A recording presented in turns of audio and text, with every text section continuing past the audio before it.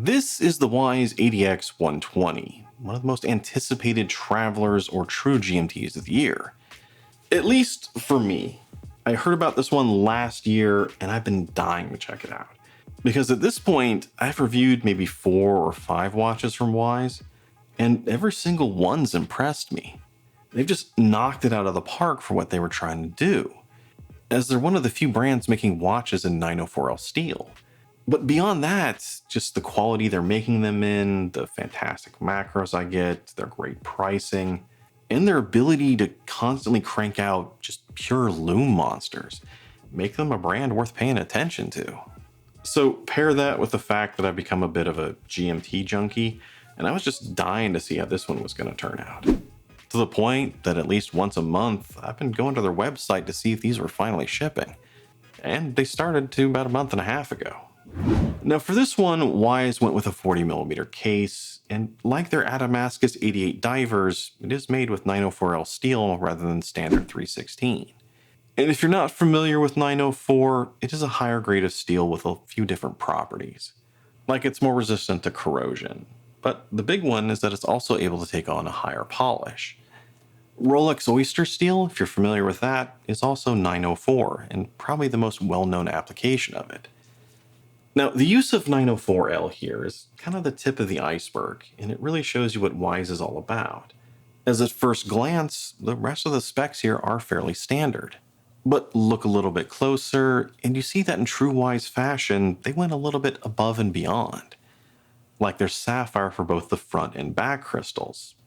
And it's not just a ceramic bezel, but a zirconia ceramic, which is bidirectional, and rather than just the standard 48 click, they went with a 72.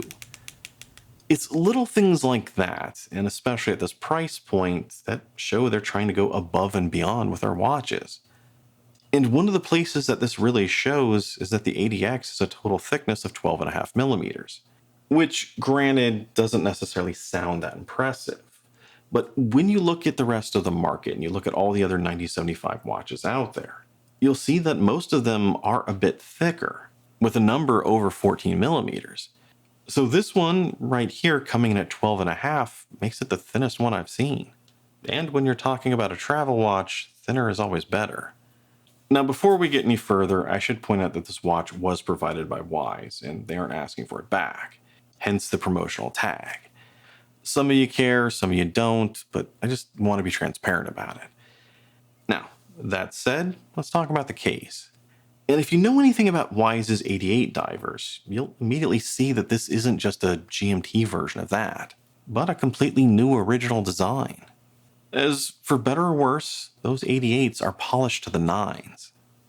Like every single millimeter on that case is polished, which in some ways does make some sense, because 904L's strength is to take on a better polish. But for me, and those of you who watch the channel aren't surprised at this, that's a little bit too much polish. I think you need some contrast in the design just to help accentuate the case shape and to appreciate the polished bits more. And I'm happy to say that's exactly what they did with this one. The case shape here is more angular, more modern. And looking straight at it, it does look a little bit compact. It reminds me a bit of a Zelos Mako, or even the Seiko Marine Master cases, where you have some really interesting elements tied into the design, yet the emphasis is still primarily on the dial.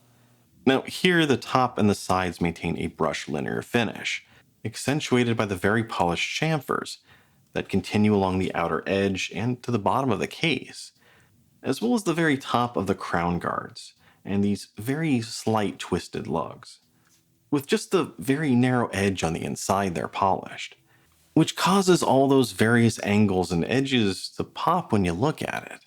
So compared to the dressy divers that are the 88s, this one is much more of a tool watch. Yet when you throw on the bracelet with its polished center links, the reflectiveness of the ceramic bezel, and everything going on with this dial, it's not without its own levels of flash. But ultimately, I think this is a little bit more my style than their other watches, as I think it maintains a great balance between tooly and flashy. Now, since I brought it up, let's talk about the bezel. And as I said, it's a zirconia ceramic insert with a bidirectional 72 click action.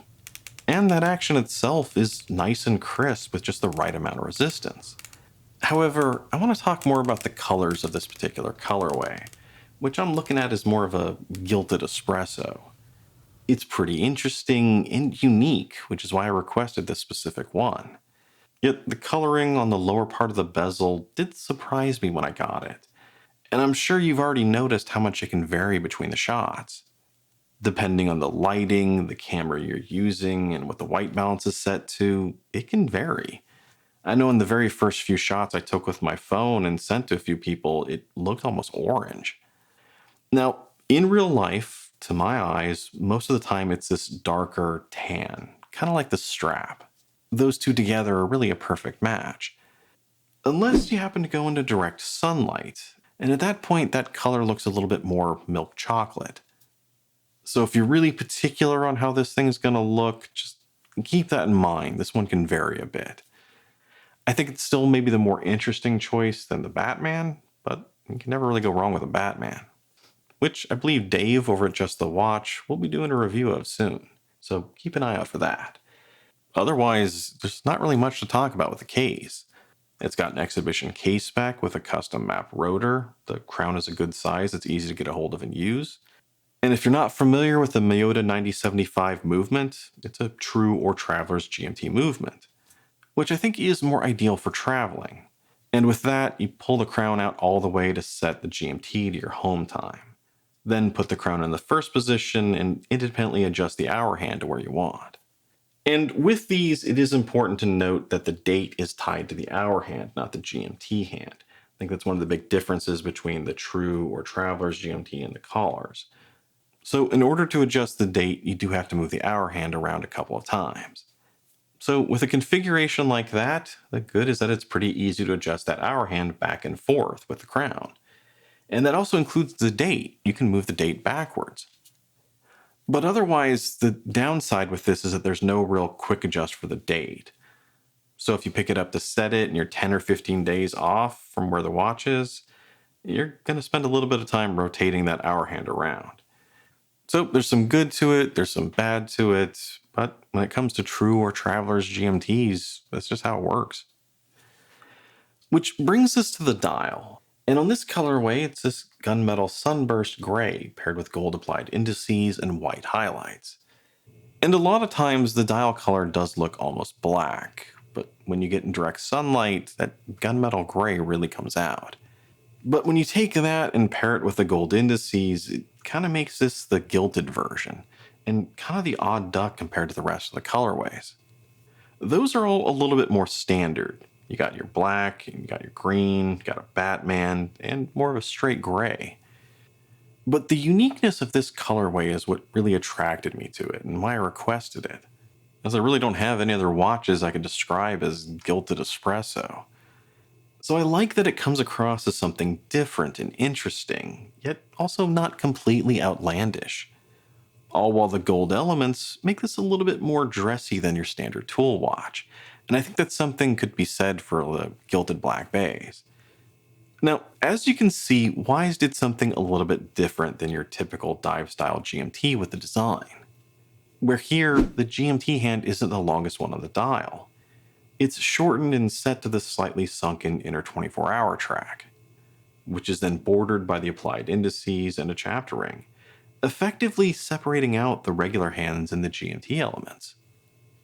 Now, this is something I've seen on some other watches, and one quite recently, and the common criticism when you do a design like this is that you're moving the GMT hand away from the bezel, and that makes it much harder to use as a reference, and harder to use to track a third time zone. Which is true here, but maybe not quite to the extent I've seen previously. But because of that, and since there already is a 24-hour track near the GMT hand, I think it would have been interesting to see Wise put a timing bezel on this instead of the 24-hour bezel. It's less traditional, but perhaps more useful for most people. Now, the other thing here is that in true Wise fashion, the details and execution of the dial are fantastic. The macros here really speak for themselves. What they're able to do at this price range really is amazing. And I've started looking at them as like the next Christopher Ward, where Christopher Ward used to have the best watches under $1,000. Now, Christopher Ward's prices have gone up, so Wise, I think, is kind of taken over in that category. Because just like Christopher Ward, you have a hard time believing the quality they're able to kick out until you see it with your own eyes. But once you do, you kind of get what Wise is doing. Now, everything here comes across crisp and clean, with a great amount of contrast between the sunburst gray and the highly polished gold hands and indices. While the overall design, it is a bit busy, and especially the center section with all the text. But as a whole, I found it to be well thought out and organized, making it easy to use. The only real shortcoming I found is that the hour hand and the GMT hand are about the same length, and sometimes that hour hand covers up the GMT. It's a pretty interesting dial to look at as well, from the way the light reflects off the different finishes to the depth of the dial thanks to the different layers, as well as the tall, well-defined indices. In short, it's a gorgeous looking, well thought out watch that should prove to be rather versatile, something also important in a travel watch. And as an interesting side note here, when the date hits 10 rather than the number 10, they went with the Roman numeral X as just a little bit of flair or an Easter egg for the model. As for the Lume, well, Lume wise, this is easily the best GMT I've seen for Lume. It's not perfect, but once again, Wise did an amazing job. The one odd thing, and this is also where the watch falls a little bit short compared to its siblings, is that they went with a different lume on the hour hand. It glows green instead of blue, and I think this is a tad odd because if you're going to change one hand to be a different color, you'd think it'd be the GMT hand. Anyway, when you check out the longevity test, everything here is amazing. The watch easily outpaces two Seikos, and for the most part it keeps up with their other 88 diver, a true king of lume. It's just that green hour hand, that's the first thing to fade out, making me wish they'd kept it blue. And even with that, I'll bet this is still going to be the best GMT you'll ever see for lume. Now, one important thing to note here is that the ADX does come with a bracelet, which may not really sound like a big deal, but this is the first 904L watch from Wise to be released with one.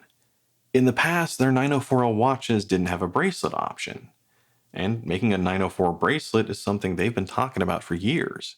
And that was another reason I was excited to check this one out, just to see what Wise can do with a bracelet. And unfortunately, the bracelet here is one of the few things I'm mixed on. Now, I want to be clear here. I'm not saying that this is a bad bracelet at all. In fact, it's really good.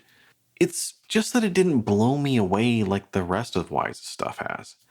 It is 904L steel, and it gives you everything you could want in a bracelet, including solid quick release end links and a milled clasp with a quick adjust system. I think that just for me, I was expecting something more like what I've seen from Monta or Jack Mason, both of which have fantastic, really comfortable bracelets, ones that taper down to a really long, skinny clasp. And the Wise bracelet here doesn't taper down as much. It only goes from 20 to 18. And it winds up having this short, stubby, but still kind of wide clasp. That actually reminds me of something I saw from Zelos a while ago. And because of how short this clasp is, you may need to play around a little bit with positioning, like move some links from here to here. That's what I had to do. And I think once you get it dialed in, it's quite comfortable. In fact, to really test it out, I took it with me on a short 3-day trip, and it was the only watch I brought. And other than wishing for a little bit more taper, I got no complaints. Now, the other aspect of the bracelet, which is going to have some mixed responses, is with the design, as it has these very polished center links. I know in the past I've heard from some people that just say they hate how that looks. But personally, it's never bothered me too much. In fact, my Oris has that as well.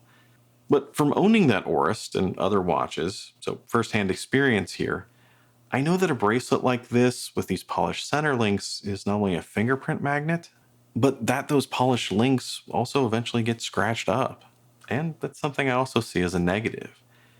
That said, I do get why Wise went with this kind of a design. 904L does take on a greater polish, and I could see them wanting to show that off. But still, if they were going to go this route, I just wish they would have used a scratch-resistant coating. And one quick word about value before we wrap this up. Now, these are currently selling for $720 US, which for a good 9075 based GMT is a little bit above average. There are definitely some cheaper options out there, as well as some more expensive ones. But I gotta say, none of them are quite like this. It's the only 904 option, and hands down the best LUME. Then throw in the original design and a great fit and finish that helps it stand out from an ever increasingly crowded market, and I think it's quite reasonable. Bottom line, it's another fantastic watch from Wise. There's not much else you can say. If you're looking for a good solid GMT, especially a Travlers GMT, this should be on your short list. And for me, I think this winds up being my favorite watch from them. I mean, the 88 divers are great, but there's just a little too much polish for me. And then there's the Hitman with amazing LUME, but it's more of a straight brush tool watch with very little flash. Whereas this is a nice in between and winds up being a little bit more my style, my speed. But as usual, let me know your thoughts down below on this watch, on Wise, or what you think is the best GMT out there. And as always, if you enjoyed the video, do something down below. It really helps the channel. I'm Shane, this is Relative Time, and I'll see you next time.